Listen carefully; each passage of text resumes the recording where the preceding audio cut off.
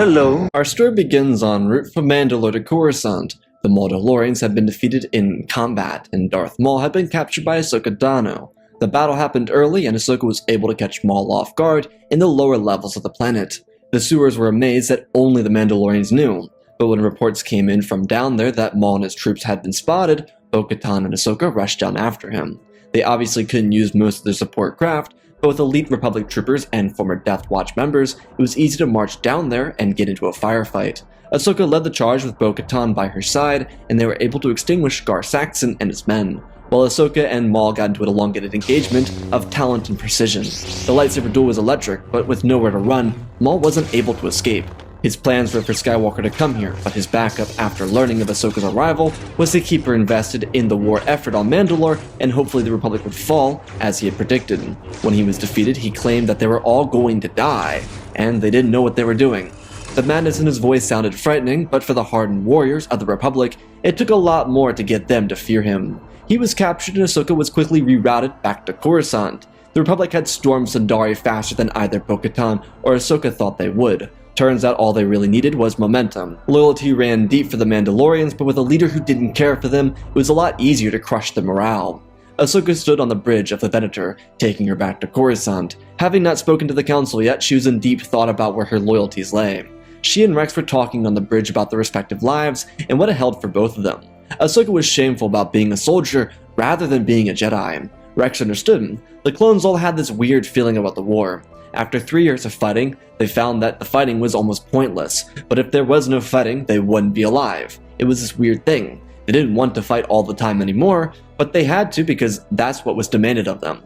Ahsoka felt terrible about that feeling the clones all felt. It was a choice of literal life and death, but there wasn't a guarantee of the life part. If the clones preferred the conflict, there was no realistic way to suggest they would survive it, but without that conflict existing, there was no point for their existence, let alone existence to begin with. The conversation brought up the fear of what would come at the end of the war. What happened to them when they no longer had to fight? It was an army of child soldiers with 3 years of trauma and war, with no real interaction in society aside from that. What were they supposed to do? Would they be sent to quell the Separatist worlds? Rex admitted that most clones didn't feel like that was the best step forward. They weren't a police force, and many clones on Coruscant and Kamino complained about the feeling of having to police rather than to fight. It was a weird dilemma. When the conversation bounced back to Ahsoka and her own dilemma, she didn't know what she would do if the Jedi asked her to rejoin their ranks. Ahsoka had this inclination that she would be offered the position of Jedi Knight again, but she wasn't sure if she wanted it or not. Rex suggested that if she didn't take it, what else would she do? From what he understood, she worked in a garage and mostly just existed as a shadow. Did she want that again? Ahsoka liked the sisters she worked with, but she didn't know how to feel about being a ghost. There was almost no purpose or direction in that. But what was worse than being a shadow was the idea of being someone in a complacent order that didn't know how to move on. They couldn't escape the clutches of the Galactic Republic and the politics that plagued it. Their talk continued on and off throughout the entire duration of their trip from Mandalore to Coruscant. Anakin, on the other hand, was inside of Padme's residence. He was looking at a tablet in his hands, and moments later, Padme walked into the room. He looked over at her and asked if Obi-Wan had been here. She nodded her head and said that he came over to check on him. Obi-Wan seemed very concerned about Anakin, and he felt terrible for being sent off-world during one of the most important times of the war. Anakin was alone, and Obi-Wan would have rather been here with him or had Anakin with him on Utapau. So instead, he tried talking to the people he knew were closest to Anakin. It may help. His hope is that it would. He spoke to Padme, and he hadn't gotten a chance to speak to Ahsoka yet. The hope is that he could get in contact with her before they got into conflict with General Grievous on Utapau, but that wasn't exactly guaranteed. While Anakin and Padme were talking, he admitted that he was feeling lost. She questioned what he meant, and before their conversation could be continued, they were interrupted. Mace Windu contacted Skywalker and told him that Ahsoka and the clones had returned from Mandalore. He wanted them to come to the temple and secure the transition of Maul to the temple guards. It was more or less an incentive to have Skywalker back at the temple rather than anywhere else he was at the moment. Anakin immediately told Padme that he had to leave, and he gave his love to her before ushering himself over to the Jedi Temple. As he arrived, he could see the LAATs coming from Ahsoka's Venator. He landed and quickly made his way down to the steps of the temple. As he arrived, Sinjalak and 4 temple guards were coming out to gather the captured Sith. Anakin caught up just as they were leaving the front gates of the temple to get Maul. Sinjalak saw Anakin, coming late as per usual. He turned and asked Anakin where he was, and Skywalker just shrugged his shoulder, taking a deep breath to hold his air back and then catching his breath. He let go and walked out with Sinjalik as if nothing had happened. Ahsoka and Rex walked forward and greeted the two Jedi. Anakin thanked them for their efforts to bring Maul back in cuts. He asked about the assault, and the brief answer they gave him is that it went well. There were little complications, but they were able to just conduct most of their conflict in the sewers. It was really simple, and it was executed brilliantly.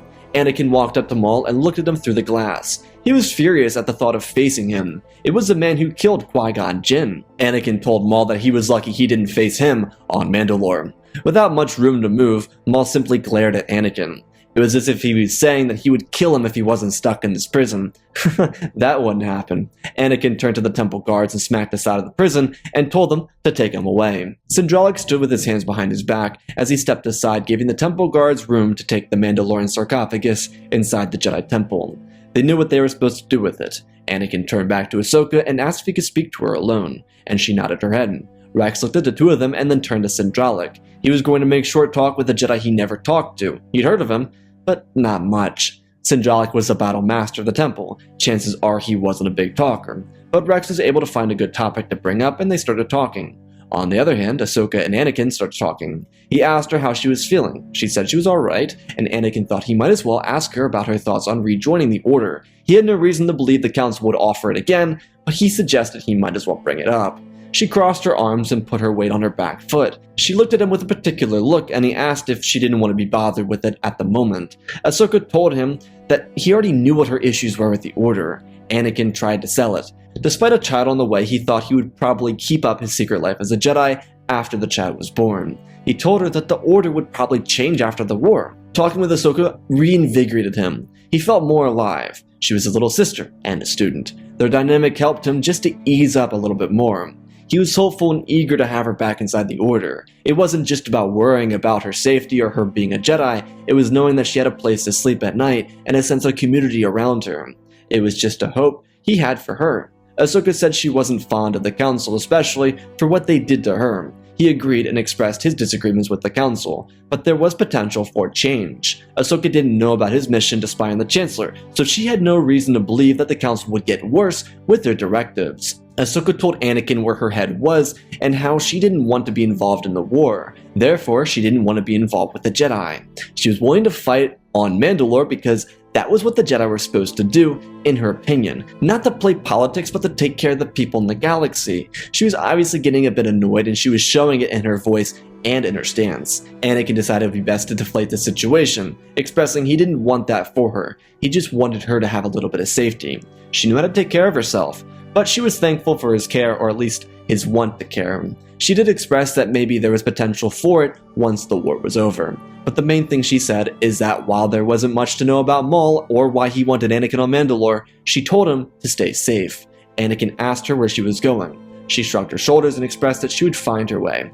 Maybe she would become a Jedi again, just not now. Anakin was left in disappointment, and Rex saw this, so before he left he walked over to Anakin and put his hand on his shoulder and asked if he wanted to talk later. Anakin looked over and nodded his head. He said that later that night they could have a conversation if he had the time. Rex agreed. He thought it would be good to have a conversation about the whole thing. He might be able to provide some sort of insight for Anakin about Ahsoka or whatnot. Plus they were already good friends, so it'd be good for the both of them. Rex and Ahsoka walked back to the LAATs and departed from the temple grounds. Hours would go by in which Anakin would join Mace Windu inside the communication room. The time would fly by with Anakin focused on the conversation coming later. At some point, he'd be sent over to tell Palpatine about Obi-Wan's engagement with Grievous. The conversation would turn into an almost murder when Anakin would realize that Palpatine was the Sith Lord, which is kind of a big surprise, somehow. Anakin returned and told Mace about everything, and he told him to wait in the council chambers. Anakin didn't. Instead, he went to the clone barracks inside of the Resolute, where he and Rex would have a conversation. It started out very surface level, and it progressively got deeper and deeper. Rex and Anakin spoke about the war coming to an end, the situation with Padme, and even the entire thing with the Jedi Council. Anakin did go into detail about what happened inside the council chambers, and it elicited Rex to suggest some words of wisdom to Anakin, or at least be the friend that Anakin needed in the moment. I've known you for a long time. I don't think you want to do something you know you'll regret. I appreciate that, Rex, but how can I know what to do? Well, I may not know the Force, but I believe I know you. Do you really trust someone that the Jedi had considered evil and twisted for years? I guess not, but Palpatine has always been kind to me. Forgive me if I'm insulting or insinuating with this. But aren't the Sith all about manipulation? That's what Dooku seemed to do throughout the war, at least from what you described. Actually, that's a great point. He told Obi-Wan on Geonosis about the Sith, and then he told both of us on Obadiah. Wait, Anakin, do you remember what Five said about Palpatine and the whole thing with the inhibitor chips? Do you really think? The two of them looked at each other for a moment, trying to figure out if they had just unraveled a plot within minutes. Rex's worry only began to increase as his silence turned into words of expression. Those inhibitor chips are inside every trooper in the Grand Army of the Republic. If there's a plot, that could mean the end of the Jedi and everything. I'm sorry. I know how important this is to you, but every single one of my brothers and men could be in grave danger of doing something they don't want to do. I don't know what to do. I can't tell you what to do, but I'm going to tell you what I'm going to do for my brothers. I'm going to shut down every frequency off-world and to every clone base in the city. Anakin sat with a blank stare for a moment, and he realized what this could mean. His wife was so important to him, but Rex was right. The potential threat to the collective galaxy was too great. He knew the Jedi would help him if he helped them. He stood up and Rex nodded at him. They slapped their forearms together. Brothers forever. Anakin thanked Rex, and Rex thanked his general. The two of them rushed out of the room. How much time had passed by since he spoke to Windu, or since Windu left, or since the potential battle happened? He didn't know. Skywalker rushed across the city hoping to find Windu alive, along with the other 3 Jedi. He had a lot of fear of what could have happened in that short amount of time. When he arrived at the Chancellor's office, he saw that the other 3 Jedi had been slain. Anakin rushed forward and Windu saw it from the corner of his eye. His trust for Anakin had been fulfilled, just through Skywalker telling him the truth about Palpatine. Windu had no fear of Anakin joining him by his side. This was an ally and a future master on the High Council. While Anakin couldn't sit still, it didn't matter. Anakin came in and told Windu that Palpatine was too dangerous to be kept alive. He told Windu about the inhibitor chips and he had complete control over the Grand Army of the Republic. A wave of shock ran through both Windu and Palpatine at the same time, as they both realized the same thing. Anakin was so right. Windu prepared to kill Palpatine. Regardless of it being the Jedi way or not, he was far too dangerous to be left alive. He had control of the entire Republic and that of the Grand Army of the Republic. Anakin ignited his lightsaber as Palpatine rolled out of the windowsill as Anakin and Windu slammed their blades down, both missing. They looked at each other and then turned down to see Palpatine sliding down the side of the executive building. Skywalker was the first one out of the window, and Mace followed him by jumping out. Once Sidious landed, he smiled and pulled his lightsaber to his hand. He looked at his 2 allies, his plan having come to fruition. Well, it was a backup plan. Maul was given one chance, and Sidious knew how to manipulate the poor soul into service. When Skywalker and Windu landed, they turned their attention to see a Jedi wearing Temple Guard armor next to Sidious and Maul. Windu looked at Anakin and he at him. They were both just as confused. But once Sidious learned that Maul was being brought back to Coruscant, he told Grand Inquisitor to make a proposition for him. If he joined, he got to live. If not, Grand Inquisitor had the freedom to cut off Maul's limbs and then make him suffer before putting him back into storage as a prisoner with no limbs and eternal suffering until his death. The alternative sounded much better than that, so Maul was here. Sidious snuck away from the two of them and used this moment to send out his contingency orders to his clone troopers and execute the Jedi.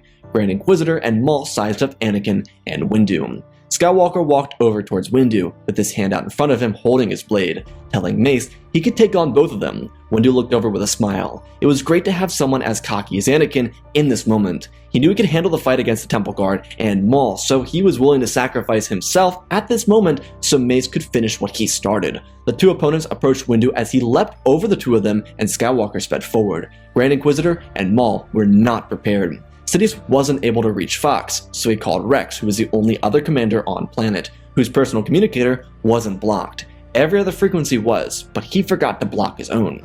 As Rex looked at it, he accidentally answered and saw Palpatine. Rex yelled at the top of his lungs to block out any noise, but Sidious broke through, telling Rex to execute Order 6.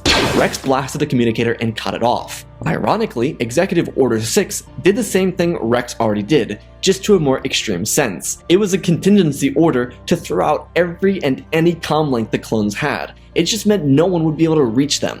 When Sidious saw the communication end, he panicked, but as he backpedaled, hearing the lightsaber ignite, he was fuming. His backup plan had fallen apart. He was struggling against the Jedi in lightsaber combat, which was even more of an insult to him, so he stepped back and slammed his blade forward, but he was met with the same stiff resistance. Skywalker, on the other hand, was a brute with a lightsaber. His student already beat Maul, and Grand Inquisitor was just a Temple Guard. Anakin was speedy with his fighting, using his weapon aggressively. His opponents were thrown back, and despite their use of double-bladed lightsabers, they could not compete. Anakin wasn't even using all of his anger, but he was using his power, which was ferocious. The speed and strength behind each strike had both duelists staggering every time they blocked. Anakin was so focused, and with Windu working dedicatedly behind him, he was extremely confident. Ironic that two Jedi found their trust for each other in the midst of a war. No better time to get it though. Skywalker thrusted his blade forward, and Grand Inquisitor slammed against the wall before he spun back and slid his blade across Maul's double-bladed lightsaber that was gifted to him from Grand Inquisitor. Ironically, Maul was fighting with a yellow blade rather than a red one, because it was a Temple Guard staff. Maul played this game before, and the last time this happened to him, it was Obi-Wan on Naboo. He was even angrier at the concept of Kenobi's student doing this to him. Anakin pressed against Maul, and he fell back as he used the wall of the executive building to jump over Skywalker. Anakin's blade slashed the wall, and then he turned back. Grand Inquisitor used the Force against him, which threw him back into the wall. Anakin leaned back and twisted his head to avoid a strike before thrusting his blade through the Grand Inquisitor before spinning around and using his body as leverage and slashing across Maul's face. Windu, on the other hand, was pressing against Sidious. Years of sparring against the Grand Master and his use of a pod and Shatterpoint only continued to aid him. Windu stepped back and parried every single strike. Sidious was so dishonored that he had to use his lightsaber, so he decided that he would even the playing field. Just as Maul was cut down, he deignited his lightsaber, avoiding a strike by Windu, and reignited it again, slashing up and cutting through Windu's dominant forearm. The scream from his mouth caught Anakin's attention as his blade slid through Maul. Anakin grabbed his weapon and launched it forward and blocked a strike from Sidious before he killed and disarmed Windu.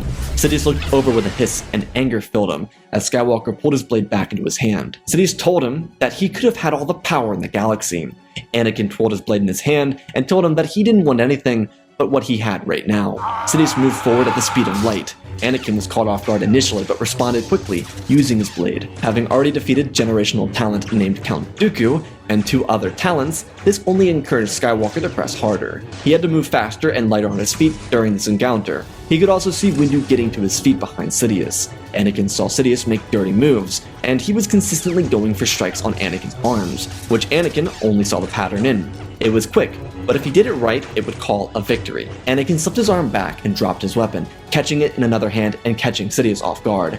Anakin used all of his strength, grabbing Sidious with his metallic hand and crushing Sidious's wrist, and unlike Dooku, he didn't give him a chance to breathe, dragging both the red blade and his own up against Sidious's chest and exterminating him. Anakin slipped backwards in shock. His eyes darted over to Windu, who ran up to see if he was alright. He was. Anakin asked what he just did, or what just happened. Windu patted him on the shoulder with a smile and told him he brought balance to the Force. Obviously, there was so much more to do, but it was a step in the right direction. Despite how everything seemed to be, it was far from over.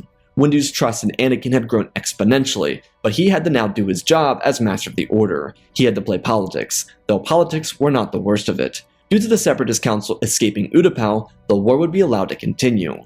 Obviously, when Anakin returned to the clone barracks on the Resolute, he found Rex losing his mind by throwing out every single comlink on the ship.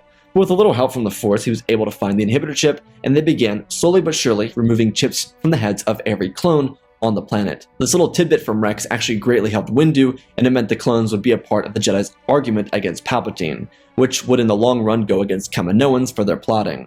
With the scapegoat on Kamino, the Jedi wouldn't be the main topic of conversation inside the Senate. With victories at Megiddo, Felucia, Utapau, Keda Namodia, Boz-Pity, Kashyyyk, and Seleucami, the Republic were pushing against the Seppies in a way unlike ever seen before during the war.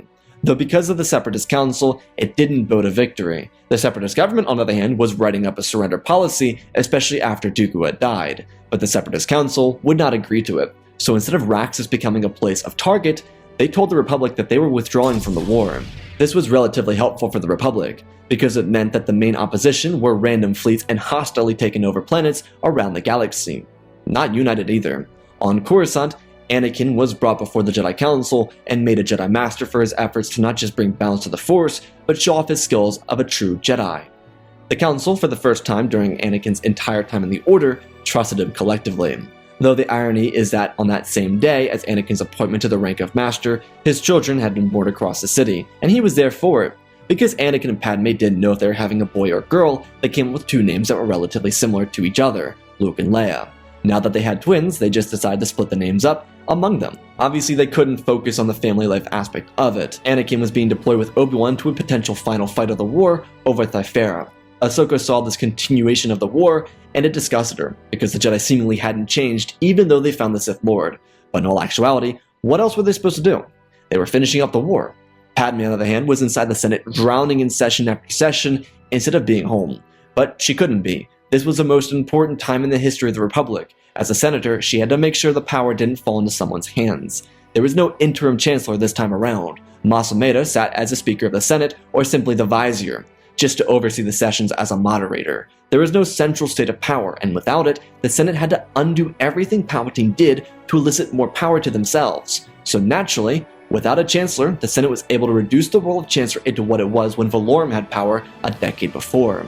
Anakin and Obi-Wan were once again brothers on the front lines, chasing down the remainder of the Separatists. It was a fleet that was nothing but a collection of every ship left in the Rebel fleet. They weren't even Separatists anymore, they were just rebels of the rebels. How ironic. When the Republic arrived at a hyperspace, a massive battle ensued, and the Jedi quickly launched into action against their opponent. The best part about this assault is the battle ensued as the Republic reinforcements continued to drop out of hyperspace to assist the base fleet. Admiral Yularen had his finest hours at the Battle of Thera. They were outnumbered early on in the battle, but thanks to Yularen's direction and the Jedi assistance, the Republic was able to dive in and push the Separatist fleet out with a dedicated assault. Victory Day was a euphoric experience, especially for the Jedi and clones who won the war at Thera. When the last Separatist ship sunk under the firepower of Republic Beneders, the Jedi and the clones didn't cheer. They just sat in a state of shock. Of course, when every fighter returned to the fleet and landed, cheers echoed out throughout the halls of every ship in the fleet, as the Republic confirmed their victory over the rebels. A transmission was sent back to Coruscant and a message was sent galaxy-wide, confirming the victory of the Republic. They did it. Anakin and Obi-Wan were hoisted up as heroes, and being that Ahsoka saw the message, a wave of happiness washed over her, but she was genuinely curious on what would happen next, still not having spoken to the Jedi Council since her previous encounter with them when she left the Order. She wouldn't actually speak to the Council for weeks, mostly just waiting to see what would happen. While the Senate decided to move forward without a Chancellor role, and instead just leave a Speaker role, the Jedi slowly backed away from politics. This was both internal and external as a decision. The distaste for the Jedi publicly because of a war the Sith started forced them to wake up and see what they had become. This resurgence was led by the Council, and it came from its newest member, the one who made a point of referencing how Palpatine almost coerced him into abandoning the Order. If the Jedi had been separated from the Senate, that entire struggle could have been avoided. The Council agreed that their negligence during that entire saga could have been very costly. One of the eldest members of the Council fully backed Anakin's notion. Of course, it was none other than Plo Koon himself. When Anakin came back from the battlefront, he took a week of meditative time, to be away from the temple and spend it with his family, or more or less, the twins. The meditative time was simply telling the Council that he wanted to meditate for an elongated period of time, therefore he'd be unavailable. It worked perfectly for allowing him to simply go out and enjoy time without the bureaucracy of the Council. During the small leave of absence, he would introduce Rex and Ahsoka to the twins, and during the same week, both Rex and Ahsoka would be assigned new beginnings. Ahsoka would reluctantly rejoin the Jedi Order after a conversation with Plo Koon, probably the only individual in the Order aside from Anakin who could have gotten her to rejoin the Order. Rex, on the other hand, was partaking in a New Republic initiative. Considering Republic fleets and armies were already littering the Mid and Outer Rim territories, they might as well do something. So a war was started against the crime syndicates, who had seemingly united under the name Crimson Dawn. They weren't technically a part of it, but they were all united. The clones within the span of time began doing what they were bred to do, kill the insurgents, and that's what they did. The pirate scum were not prepared. Anakin fully supported this, but the Jedi avoided joining up in another war. Instead, they began to partake in something else, which was the expansion of their order. With the pirates growing rapidly, or seemingly having grown rapidly, the Jedi wanted to start a new base of operations, or a Jedi outpost, something that would allow the Jedi to be closer to the action. Again, with Anakin not present during these debates, the Council suggested Naboo. There is plenty of open space on the planet, and two of the most recent Sith in history were born or spotted there, that being Maul spotted or Palpatine born there. So with the extra incentive to avoid any other potential dangers, the Order split off and went out there. Anakin saw this as a great way to keep both facets of his life secret. Even better, Ahsoka was relocating to that area as well, and so was Master Shaak Ti. Obi-Wan would stay inside the Jedi Temple on Coruscant. With two council members out on Naboo, it was pretty much protected space for the Jedi. Yoda, on the other hand, decided that perhaps he should look into his visions and go to the industrial sector, What he found made him dumbfounded, and even more dumbfounding was the fact that he had visions of the industrial sector layer and never checked it out. This single experience convinced Yoda to step down from the High Council. He was appalled with himself. If he acted on his knowledge of the future, he could have potentially saved the Jedi earlier and done it with a lot less dramatics. But instead, he played the long game and convinced himself the future was in motion. And while yes, the future is always in motion, he could have found a Sith layer on Coruscant that was actively being used. The Council was shocked by the decision to step down, but the decision had Mace Windu ascending to the role of Grand Master by choice of the High Council, and the role of Master of the Order fell onto Shaak Ti, despite her being off of Coruscant. It was believed it would be best to have someone with such a rank at the Jedi Outpost. Anakin, despite being a council member, became the Battle Master of the Outpost, and when his family joined him on Naboo, it only gave him more reason to quote-unquote get a feel for the surrounding areas. Even if Anakin was doing something, Shaak Ti didn't necessarily care. She did, but not enough to say anything, if it made sense. She respected Anakin, and being that they were two of the highest ranking Jedi out here, they had to build their bond together and tighter than ever before. Shaak Ti had a very maternal presence, which for Anakin was very healing. It allowed him to remain calmer in the area. Despite Rex and Ahsoka meeting the twins, eventually, Obi-Wan and Shaak Ti would get the chance to meet them too, which was very important to Anakin. Shaak Ti thought it was cute, and she just told Anakin to keep that between the two of them. She wasn't a snitch. Ahsoka, as a Jedi Knight, joined other Jedi her age and began doing what the Jedi were meant to do: take care of people around the galaxy. She donned new robes and was respected as a true Jedi, one who was a knight of peace and justice in a war-recovery galaxy. And that, my friends, is our story. Again, special thanks to Galvin Gaming, Tristan, Darth Revan, Pimp Daddy Bane, The Last Jedi, Apollo, Weewu670, Anikush Dank Runner, CT7567, Oz of Oz, Darth Nox, Eternal Padawan, Malik, Johnny Naguin, Sansa Skeleton, Jedi Sloth, Mr. Yeet Gamer, Lord Calic, Emily Slayer 66, Bad Mini Studios, Anakin 003, Lord Draken, Fordo's Legacy Star Wars, Erebus, Rex the Wolf, the Man with 3 First Names, and Dark Same 46, Baron Joshua, and Lord Deadwing for supporting the channel. Check out the Patreon if you want extra things. Sith Clone Wars updates are there. Full episodes are there for Grand Tier patrons and Master Tier patrons on Fridays. Otherwise, let's run the story real quick. So I know Ahsoka's in the title, but I thought it'd be an interesting twist to give Rex and Anakin that time. I don't really think we focused on that relationship a whole lot in the channel, and I wanted to focus on that dynamic. I think Ahsoka at this point was a little bit, too disenchanted with the Jedi to really want to be involved with the Jedi, and I think that would be very disheartening to Anakin, and I think the one person who would also be on Coruscant would be Rex, and I think that will allow Rex and Anakin to have more of that time as brothers, because that's basically what they are, to kind of talk through that issue that Anakin's going through, and maybe in a way better than Ahsoka would have. That's kind of 50-50, but I thought it'd be an interesting dynamic to have the two of them have that interaction instead of Ahsoka and Anakin. Just because Ahsoka's on planet doesn't necessarily mean she's going to be the most helpful person for Anakin at that time. So anyways, I hope you all enjoyed. I love you all, spread the love, and always remember, my friends, may the Force be with you.